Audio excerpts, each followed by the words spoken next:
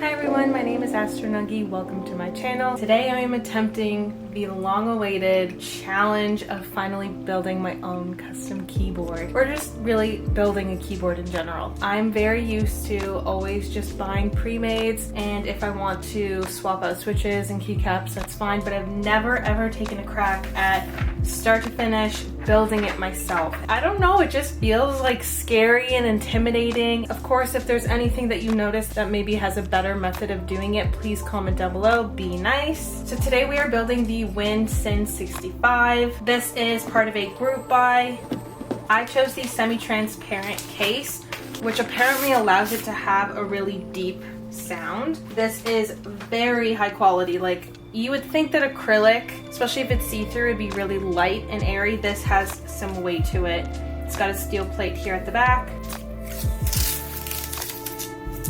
This is what the inside looks like. So is it crazy that I don't know what anything is?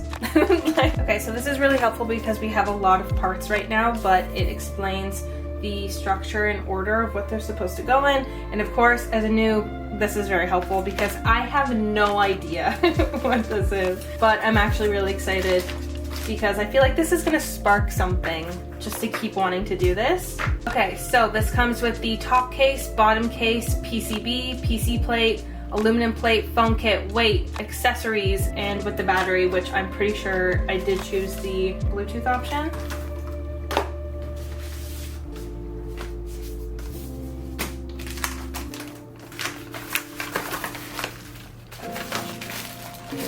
Okay, so step one is to install the tiny rubber feet. You know what? This kit actually came with tweezers, which is really helpful.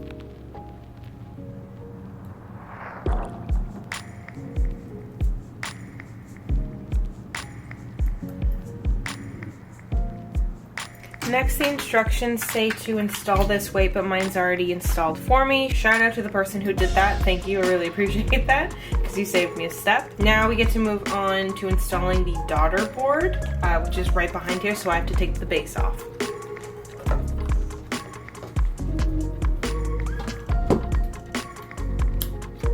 These tweezers are actually so helpful. Okay. Next, we add more foam, which they call as the hot swap foam. Just a note that WinLab sent me stabilizers, but they don't come in the original box and packaging, so remember to either get some or make sure that you have some already. So they include this sheet that you put underneath the stabilizers, which also kind of acts as a guide for where you should be putting them if you're new like me. Go like this.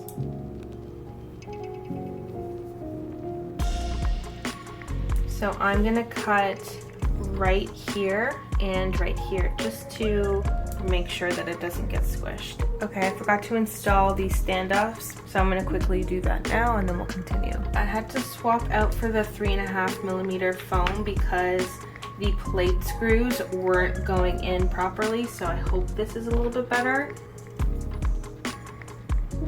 There we go. So next up, we're going to install the switches. These are the SOTC switches in Sea Millet or Raindrop. I can't tell which ones, but these are the ones that WinLab recommended. Apparently they are very soft right out of the box. They are pre-lubed. Just from doing a quick test earlier, they do sound really nice, so I'm sure they will be great.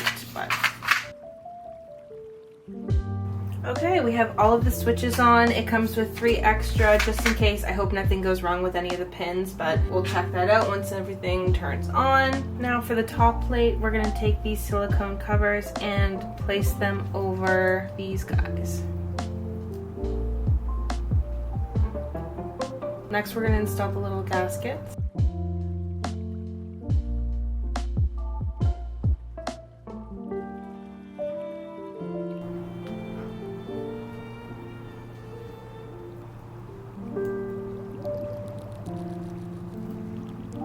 Forgot to mention that they also come with an aluminum plate as well. I went with the acrylic just to keep with the theme, but you do have that as an option. This is so exciting. Now we can put on the top plate cover, just like so. I can't believe it. This is our first keyboard, our first custom built keyboard. Very proud of myself. Here's the issue. I don't have any spare keycaps. So I'm gonna go on a hunt and try and find something that can come for tomorrow. I want them to be special because this will probably be my main keyboard for a very long time. So I kind of have to find something that suits the current theme. So let's go shopping. Actually, you know what? How could I forget? Let's test it first. How about that? Ah, you heard that, right? You heard that sound? Okay, now let's make sure all of the keys are okay. This is very bizarre. I'm essentially going off of memory, so we're doing a test. That works. This feels so weird. Oh my god. Well, it's working. Everything seems to be registering.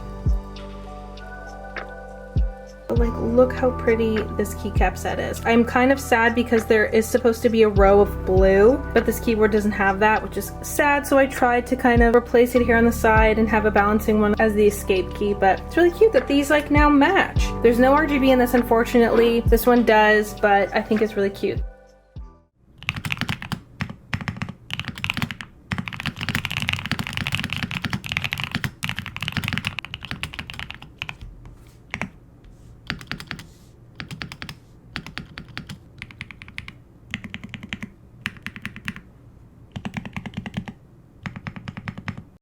Also, just a note, so I currently have it in Bluetooth mode, and for you to activate Bluetooth, you have to make sure that it's not plugged in. The second you have it plugged in, it's going to automatically choose the wired mode. But once you unplug it, go to your Bluetooth settings and you'll see it right away. I've had no connectivity issues so far. Of course, you got to charge it every now and then. But yeah, it's been great. So some final thoughts. First of all, I'm so proud of myself. I did have a little hiccup, but it was such an easy fix. And now I feel like I know what I'm doing. But I feel really motivated to find new builds and keep going. I think this could be the start of a really cool hobby. The board is beautiful. I think it looks so good on my desk. I love that it matches my little macro pad. Unintentionally, I chose that. I just clearly have a thing for semi-transparent keyboards. I think this space bar could be improved with sound, especially how great the rest of the keys sound.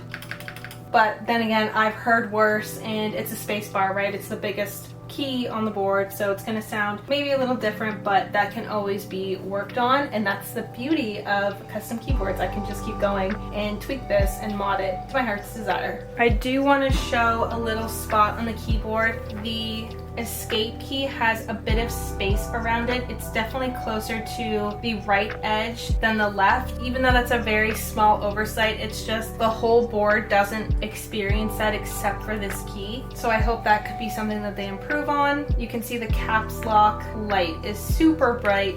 Of course, this can be changed by adding like a little screw in that hole, but then you can't really tell when caps lock is fully on. But if the screw is small enough and you don't think you'll be, you know, whipping your keyboard around and having that screw fall out, then you can kind of dim the light a little bit, but it's not really an issue. They also have their own software if you want to customize the keys or anything. I currently really like the layout, so I don't feel like I need to do any of that. But I'm just so pleased with how this came out for my first custom keyboard, and it sounds beautiful right out of the box. You know, I didn't have to lube anything myself, but that's always, you know, a task for the future. Connectivity has been super quick. I haven't had any issues with lag or stuttering. Thank you so much to WinLabs for sending me the SIN65. I couldn't be happier with this. It's been so fun playing around and gaming, typing, working on it. And they have a bunch of different colorways, but make sure you read the description because they don't come with keycap switches or stabilizers, but you're paying for a really high quality build. But yeah, thank you so much for watching. Leave me a comment if you notice anything that could be done properly in the future, or if you have any other recommendations for builds, keycaps, even switches, and I'll see you in the next video.